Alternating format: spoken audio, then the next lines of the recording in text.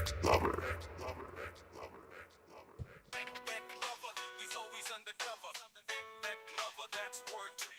Oh, it's another day here at the Comeback Team Studios, and this is your host, Bek Lover, and you're tuned in to another episode of the Interesting Times podcast, right here on the Bek Lover podcast, where I cover all the news. We're streaming live on YouTube, Rumble, X. Welcome to the conversation, my friends. Who needs to watch fiction movies when reality is so much stranger than any story you could ever make up? Today is a good day to be Hunter Biden, and we're going to be covering the breaking news that Hunter Biden has just been pardoned by Daddy.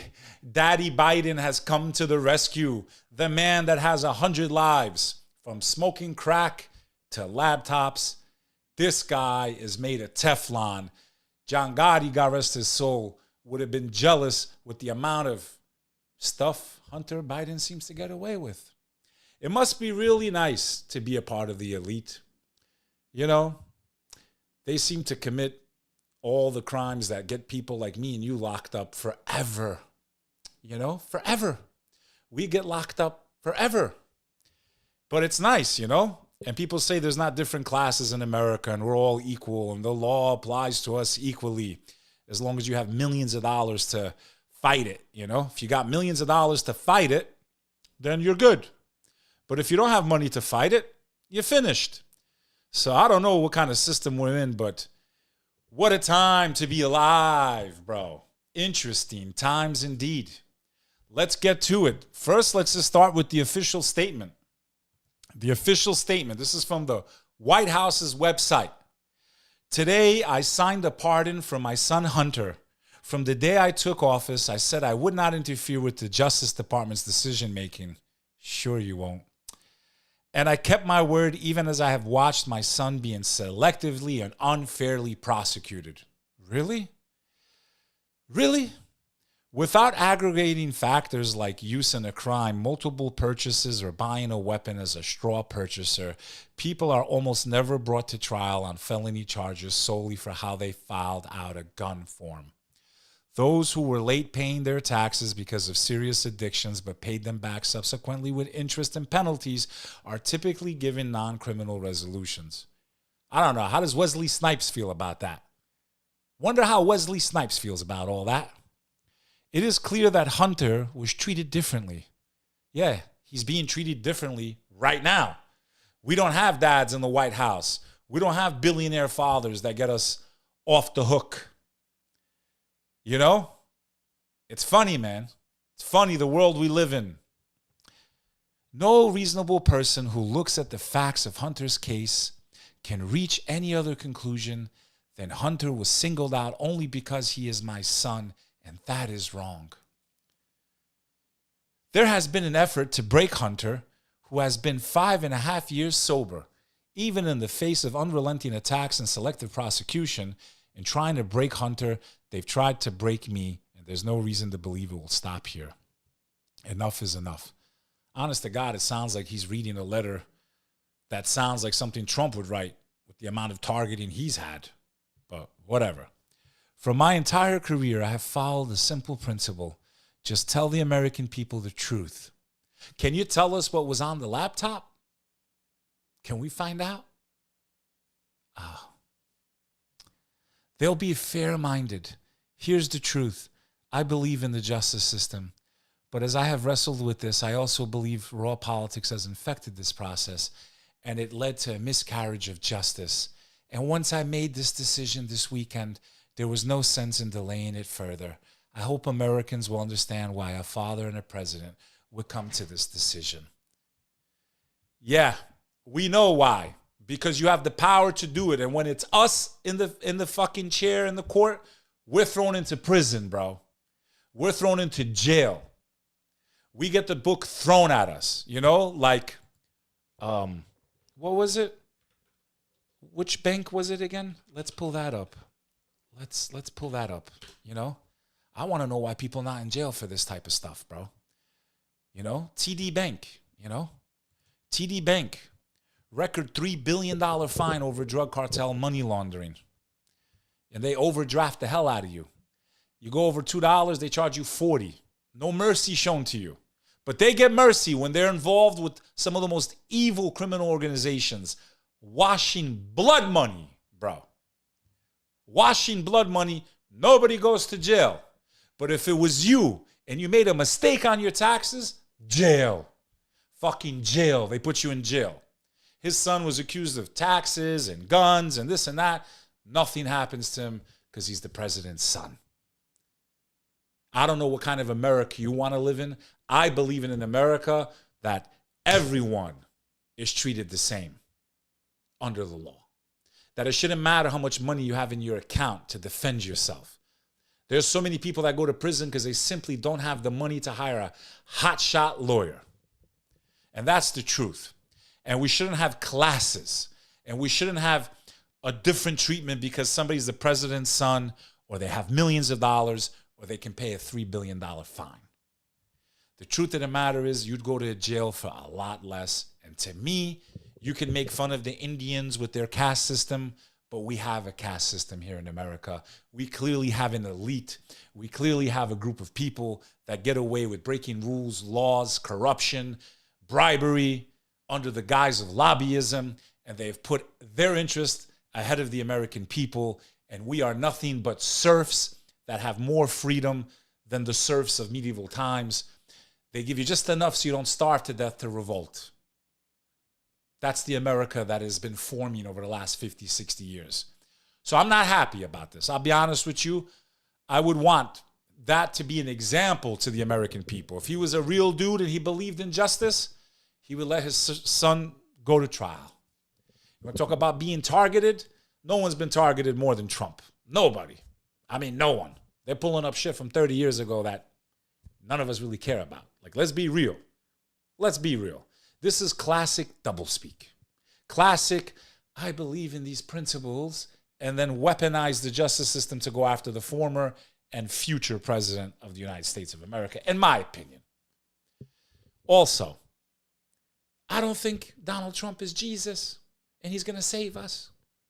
I really don't. Okay? There is no free speech if you talk about certain things or certain groups, or you can't even have a conversation about it. So how free are we, bro? How free are we? That's the question I ask you, my audience. How free do you really feel you are? Do you feel that you're treated the same as these people? Do you feel that you have the same right to run for office? That's another thing that shouldn't be dependent upon how much money you have. The Democrats spent $1.5 billion in a couple of months. You got people in Flint, Michigan, who haven't had clean drinking water? Seriously? I mean, is this the America that we were taught to believe in and dream in? No. You got people like her. Okay? She's a clown, bro. We're going to get to her too. This clown right here. I can't stand her face, bro. For those offenses against the United States which he has committed or may have committed or taken part in during the period from January 1st, 2014 through 2024, including but not limited to all offenses charged, in testimony, I have here signed my name and just, yeah, like collusion, like who knows what he was doing in Ukraine, and money. You know, people are forgetting it's not just the gun. There's a lot of shit here, a lot of smoke. A lot of smoke with Hunter Boy. A lot of things that I think will never come to fruition. You know? We're never going to have any justice, man. So, here we are. Hunter Biden's been freed. Biden pardoned son Hunter Biden ahead of the exit from the Oval Office. President Biden pardoned his son Hunter Biden after the first son was convicted in 2 separate federal cases earlier this year. Today, you know, I signed a pardon for my son Hunter Biden, blah, blah, blah. Hunter Biden, 54 years old, has had a busy year in court, kicking off his first trial in Delaware in June when he faced 3 felony firearm offenses before he pleaded guilty in a separate felony tax case in September. Okay? You guys fuck around with your taxes, I promise you, you're going to jail. You're going to jail. This guy gets a free pass. Why? Because daddy's the president. Do you feel equal, Americans? I thought we don't have kings and royal families and princes and all that shit. You tell me the difference. Just the title? We call our king the president, I guess. Because you make one mistake on your taxes, you're finished. That's usually how they come after you. That's how they took down Al Capone, right? That's how they usually come, because most people make errors, not even maliciously. And then like, oh, you tried to hide this money from... No, I hired a bad accountant. An accountant really should be held accountable. The fuck? If an accountant can't be held accountable, why is the person that's paying the accountant, who's supposed to be the professional, to file the taxes? That should never made sense to me either. But it is what it is. It's a good day to be Hunter Biden. Let me give you some other great news. There's bleeding eyes virus sparks global alert. Travelers urged to take precautions amid outbreaks. This is reported by the Times of India. And by the way, very interesting news outlet. They seem to have news that I can't find anywhere else. I don't know how accurate it is, but I'm going to quote them as the source, and you do your homework and double check. Because they got some wild videos on their YouTube, yo. Due to the spread of Marburg, Mpox, and Oropouche viruses in 17 countries, travelers have been advised to exercise additional vigilance. Marburg, which is known as the bleeding eyes virus because one of its symptoms has killed 15 people in Rwanda and is thought to have infected hundreds more. With a 50-50 risk of death, it is believed that one of the worst illnesses on the planet could spread to neighboring African nations already coping with outbreaks. This year, the UK has had 5 confirmed instances of the more serious of the Mpox cases, which was previously limited to just 5 nations in Central Africa. The most recent case was just returned from Uganda and was announced in Leeds today. The first had returned from Africa on October 21st, and the other 4 lived in the same London household. Mpox is very infectious in households with close contact, so it is not unexpected to see further cases within the same household. Since the UK does not yet have a pre-travel Mpox vaccine, it has encouraged people to consult a healthcare provider before departing the country to determine their suitability for travel. So, that's hovering in the background. The good news is AIDS. They're saying you take this shot twice a year and you can't get it. I would simply say keep your dinker down. Be with one person the way God made it. Don't sleep around. And if you do, wear protection. Otherwise, you could take this shot. A twice yearly shot could help end AIDS, but will it get to everyone who needs it? It's been called the closest the world has ever come to a vaccine against the AIDS virus. The twice yearly shot was 100% effective in preventing HIV infections in a study of women, and results published Wednesday show it worked nearly as well in men. Drug maker Gilead said it will allow cheap generic versions to be sold in 120 poor countries with high HIV rates, mostly in Africa, Southeast Asia, and the Caribbean, but it has excluded nearly all of Latin America, where rates are far lower but increasing, sparking concern the world is missing a critical opportunity to stop the disease. This is so far superior to any prevention method we have that it's unprecedented, said Winnie Bianimia, executive director of UNAIDS. She credits Gilead for developing the drug. In a report issued to mark World AIDS Day on Sunday, UNAIDS said the number of AIDS deaths last year, an estimated 630,000, was its lowest since peaking in 2004. So, interesting times indeed. The man with 1 million lives, Magic Johnson. Crazy, crazy, crazy. Trump threatens 100% tariff on BRICS countries if they pursue creating new currency. Now, I could tell you one thing for sure. First thing we got to worry about is this guy getting into office on January 20th with no fireworks, okay? That's the first thing we got to worry about. The second thing we got to worry about is him actually keeping his word. The third thing we got to worry about is all the people he's hiring, that they're not snakes and double dealers. The fourth thing we got to worry about is trying to reverse this enormous amount of damage that's been done to the American economy, the trade deficit, and our national debt, which is just out of control. Trillions of dollars used for destruction, nothing used for construction or reconstruction of the American people's lives. Nothing but war, blood on our hands. Me and you, American taxpayers. I've had enough of this shit. I don't know how sick and tired you are of it, but that's what we need to remember, whether you're left or right, gay or straight, black or white, Muslim or Christian. We should have all had enough already. I've had enough. I have had enough. 25 years of destruction, war, invasions, horrible withdrawals that we lost. We have gained nothing as Americans from this endless cycle of war. Enough. We've had enough. They finish in Lebanon. Next thing you know, it's Syria. I mean, it's just crazy, man. It's just crazy. It just never ends, you know? It's the boogeyman you can't catch. My God. Now, is BRICS a threat to the American people? Absolutely it is. Absolutely. There is no way out of the debt that we have, the inflation that we have, without going through some serious pain.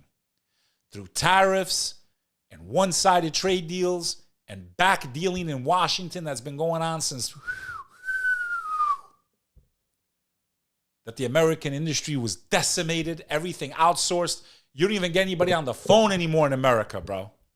Everything is in India and Bangladesh, and no offense to you guys, I love you. I can't understand half the shit you say to me, man. And I don't have the patience for you to check your script and then go through all these fucking hurdles and then you transfer me back to America anyway. Basically, you guys should just call yourselves customer service. Like, they're busy. We're going to talk to you for a few minutes until they can pick up the phone. Most of the time. No offense. My experience has not been good. The Philippines too. And if the world wants to outsource business, you should outsource it to Albania. Very pro-Western. They speak English, amazing. German, amazing. Italian, amazing. No accents. The wages are relatively very affordable for the level of service and articulation in those languages you will get. I promise you. They should be, if we're going to outsource, and they're a NATO country, that's where American business should go if it's not going to stay in the U.S. I want it in the U.S. I want to deal with an American who I can understand their accent, and I don't have to wait to get a supervisor. I'm sorry, guys. Your customer service, 8 out of 10 times, is trash. And it's not that you're not hardworking over there and trying your best, but it just ain't good enough. Just like if I was trying to speak in Hindi, you probably would be like, please get this guy off the phone. Put yourself in our shoes. I can't be calling the phone and, hello, sir, my day today is Rajiv. I want to help you today with your Verizon account. We're going to pull up now. I'm going to look for you. I can't even understand what the fuck you're saying, man. Okay? I just can't. I'm being honest. I can't fucking understand what you guys are saying. Hello, sir, today, welcome to AT&T, but it's American Telephone and Telegraph. Why the fuck am I talking to some dude in Karachi, bro? Or Manila? Hello, sir. Welcome today to Verizon. My name is Ragjudu. I will pull up your account now and we will check. I can't even understand what the fuck they're saying, bro. I hang up the phone. I fucking hang it up. Or I ask to speak to someone in the U.S. That's the truth. Okay, Indians? You've had a long time to learn English, bro. You were under the British for God knows how long. You've been the center of outsourcing for the last 20 years at least. Like, you can't figure it out by now, bro. Like, you really can't get a better version of English. Like, you were under the British, I don't even know how long. I called up the other day. I waited for 30 minutes. The guy picks up. Hello, sir. My name is Raktesh. I'm going to help you today with your account. I'm like, what the fuck is this guy saying? It's the truth. I'm not picking on you guys. I love you, but it's the truth. It's the truth. If I tried to speak in Arabic, I would sound horrible. If I tried to speak in Hindi, you'd probably have a hard time understanding me. So just put the shoe on the other foot and then you understand it. Back to the BRICS. The BRICS, definitely a threat to the American dollar. If the U.S. loses its position as the petrodollar, which it was very well on its way out if Kamala won another term, I promise you it would be BRICS world. Trump threatens 100% tariff on BRICS countries if they pursue creating new currency. Well, they're already pursuing it, Donnie boy. The question is, how are you going to counter? President-elect Donald Trump said he would require countries that are a part of BRICS, a China and Russia-backed group of emerging economies, to commit to not creating new currency or face 100% tariffs during his administration. Well, you see what happens? Nixon opened the door to communist China. All of our manufacturing went over there. And now they're trying to create a currency to topple our dollar. And our country was plunged into debt. And here we are, betrayed by those that came before. Betrayed. The American people betrayed. Detroit, car-making capital of the world, betrayed. Betrayed. World Trade Organization, betrayed. Betrayed. 4 years ain't enough to fix this. And if these people don't keep their promises, then what? All you people that think he's God, he's Jesus. He couldn't get shit done the first time. Under constant attack, courtrooms, cases, everything that Hunter Biden supposedly was the victim of was actually the opposite. It was Trump that was put into these kangaroo court trials. In my humble opinion. We've never seen a president ever come under fire like that. Not in recent times. Okay, Billy Boy got a BJ on the world stage. I did not have sexual relations with that woman. They did impeach his ass, but he didn't get impeached, right? They brought him to trial. I did not have sexual relations with that woman. The dress, Monica. Here's some videos from Times of India. Take a look at this.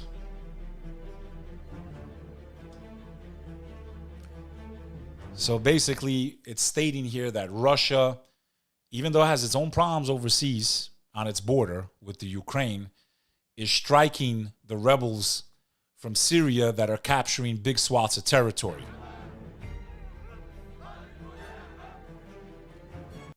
Now, for those of you that follow prophecy, in the Quran, in Islam and in Christianity, I believe it's in the Bible also, there is talks of a great war. And this great war is known as the Malhama. And the Malhama is the equivalent in the Christian religion of Armageddon. From the Islamic perspective, the great war will start over the Euphrates River. And I want to pull up a map of this. I want you to understand what the prophecy says. So I can't find a better map. Let's go to a different map here. Euphrates River, images. Here we go. Okay, let's pull this up. Now, the prophecy states that soon there will be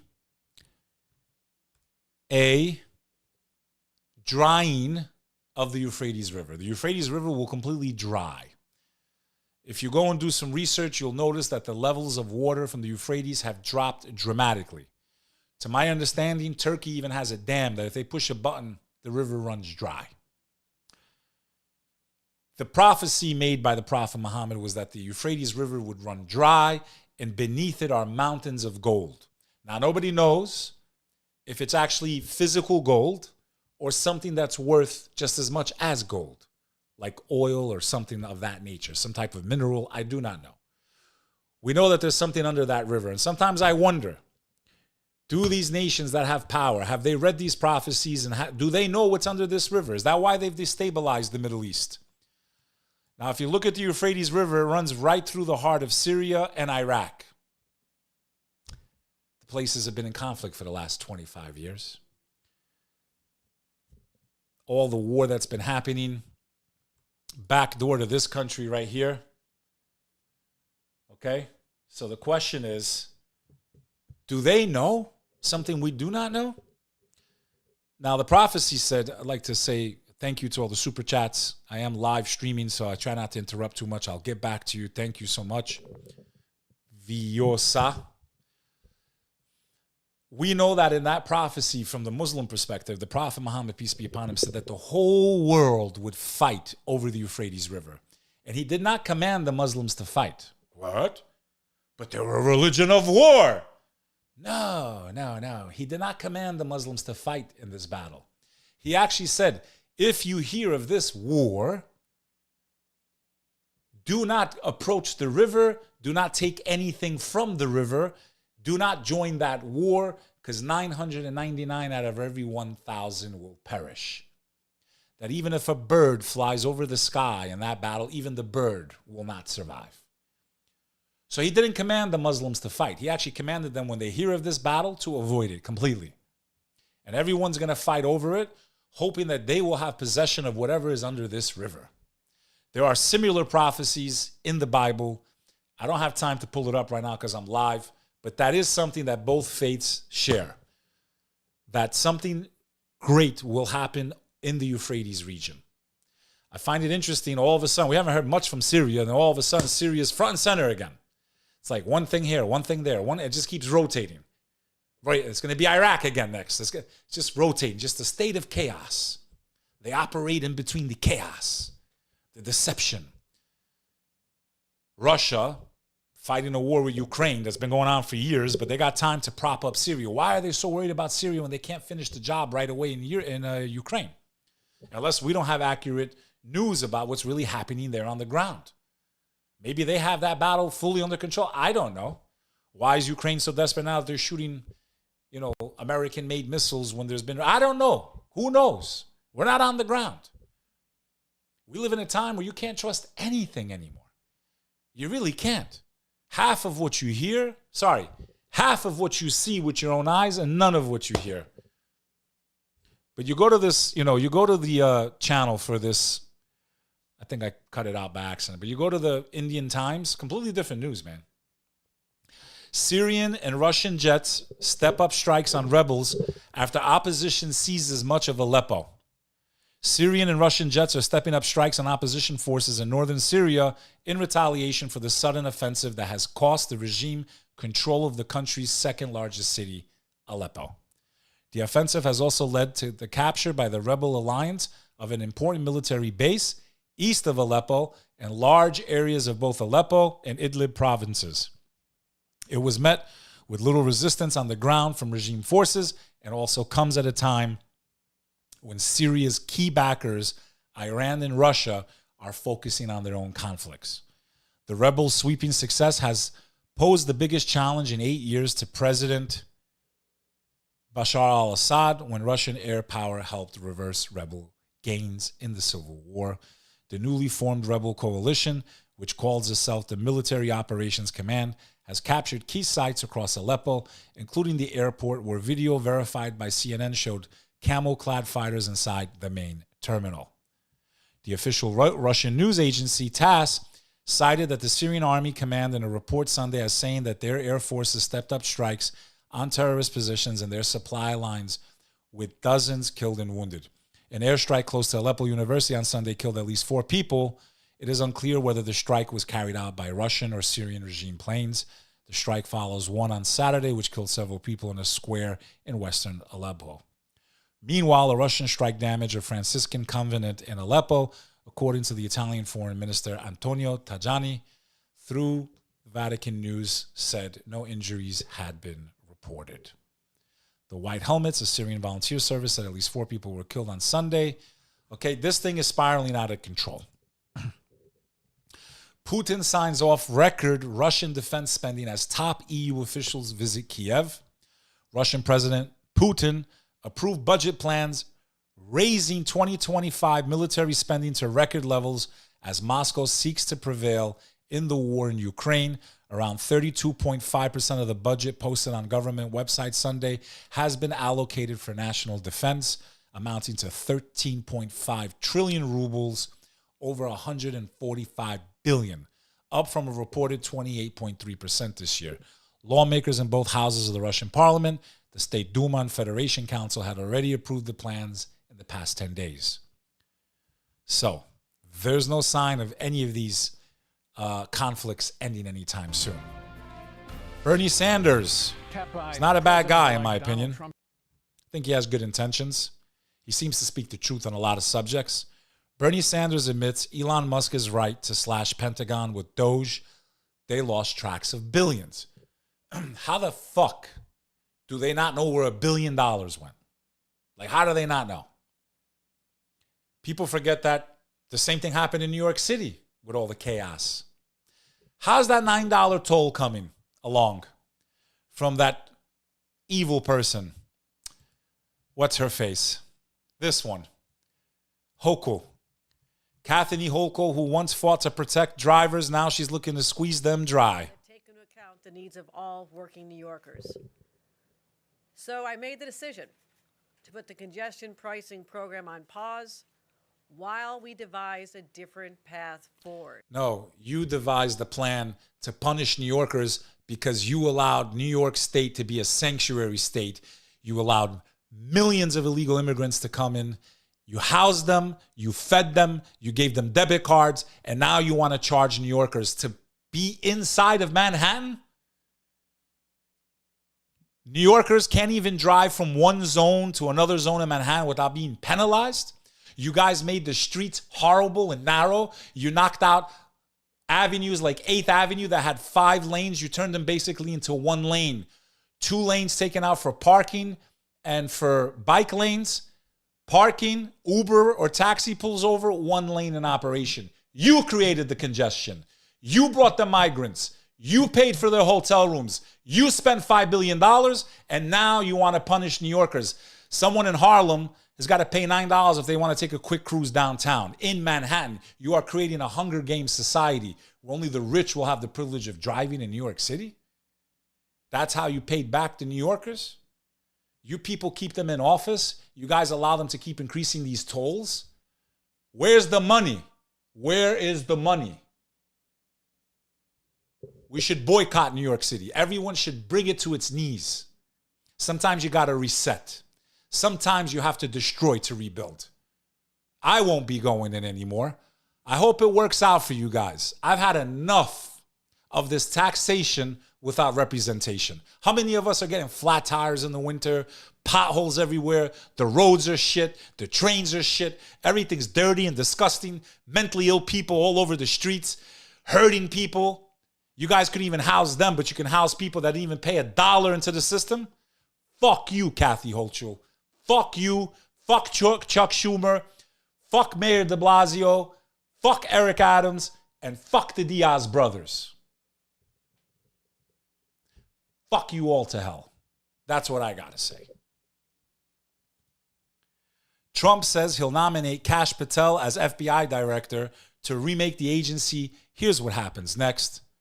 Patel, a steadfast Trump ally with plans to shake up the bureau, is a study in contrast from the current tight-lipped director, Christopher Wray, who preaches a keep calm and tackle hard mantra.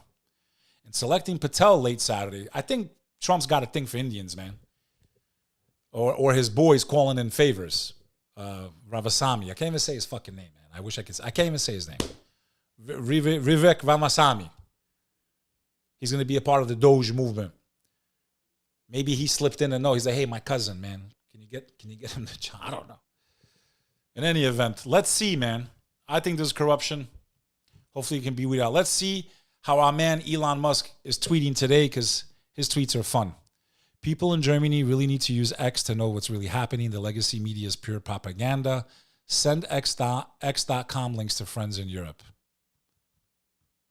Trump aide. I think this will be the most transformative president perhaps since the founding of the country. Oh, I'm pretty sure it will be. Lex Friedman, very big podcaster. I don't know what's taking you so long, Lex. We need to knock out a podcast, brother. We need to talk about the differences in the faiths, how to unite the Christians, the Jews, and the Muslims, the ones that believe in God, and the ones that are not satanic. We need to talk about the Balkans, Lex Friedman. And you're going to the Ukraine in a very dangerous time. I was offered the same by Rachel Ray. I almost pulled the trigger. She kind of went without me, and I wasn't too sad that she did. I didn't want to bitch out.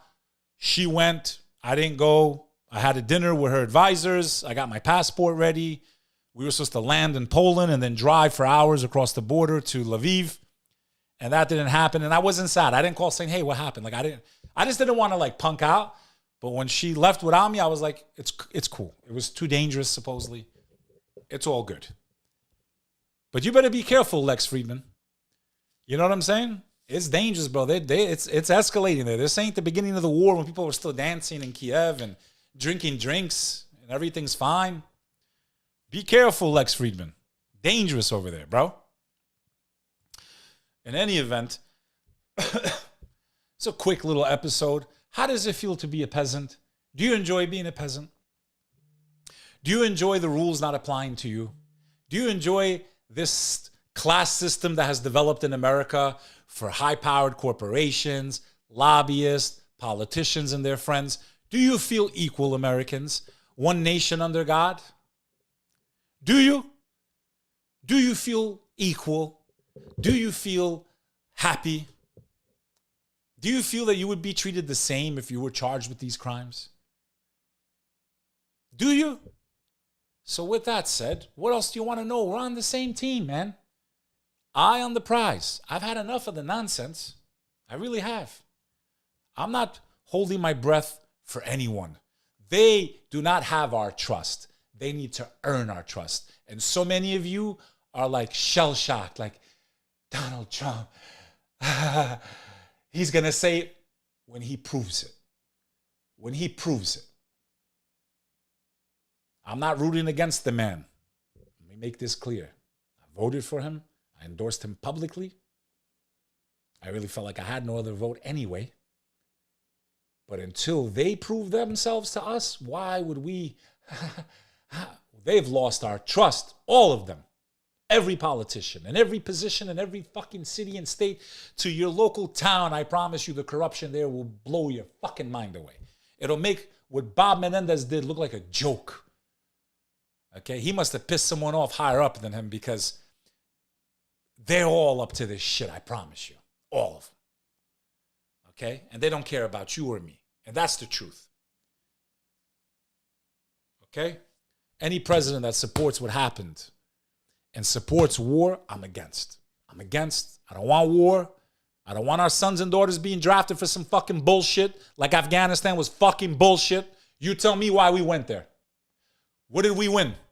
What did we get out of it? Iraq. I got friends and family members with PTSD still, struggling for serving their country or serving corporations. Do you feel good? I'm not giving any of them my trust. They got to earn our trust. They've done enough to us. They've done enough to this country in our name.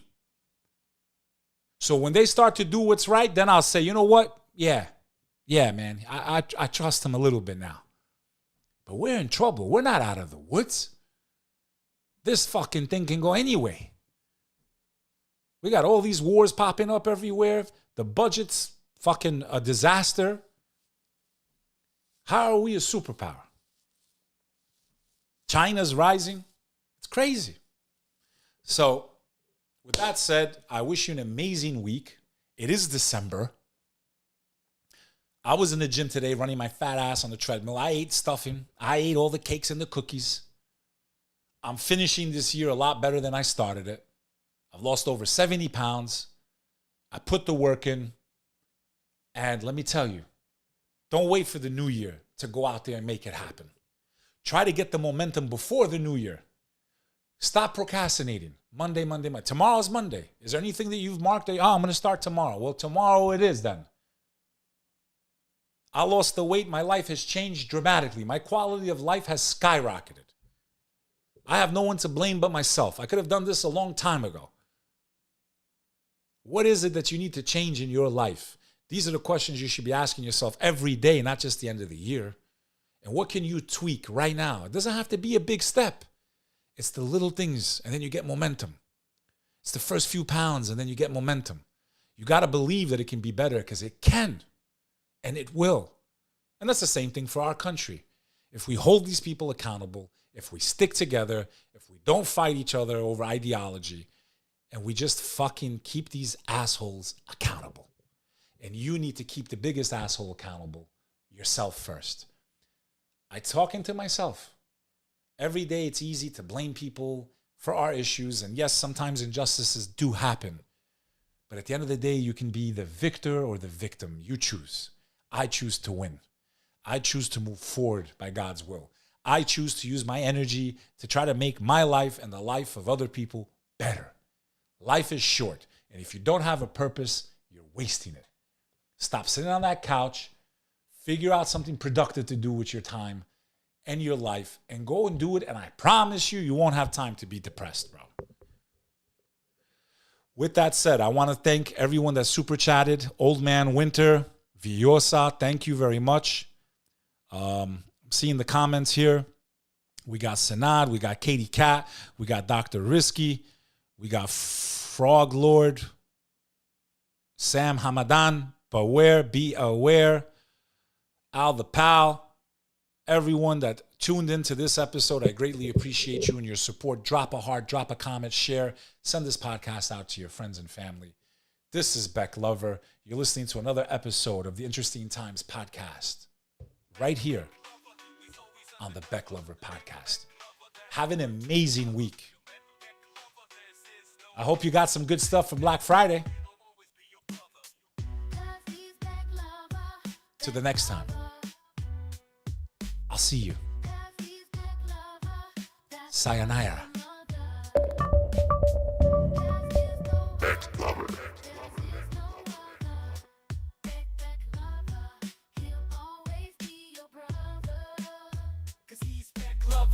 Bek Lover.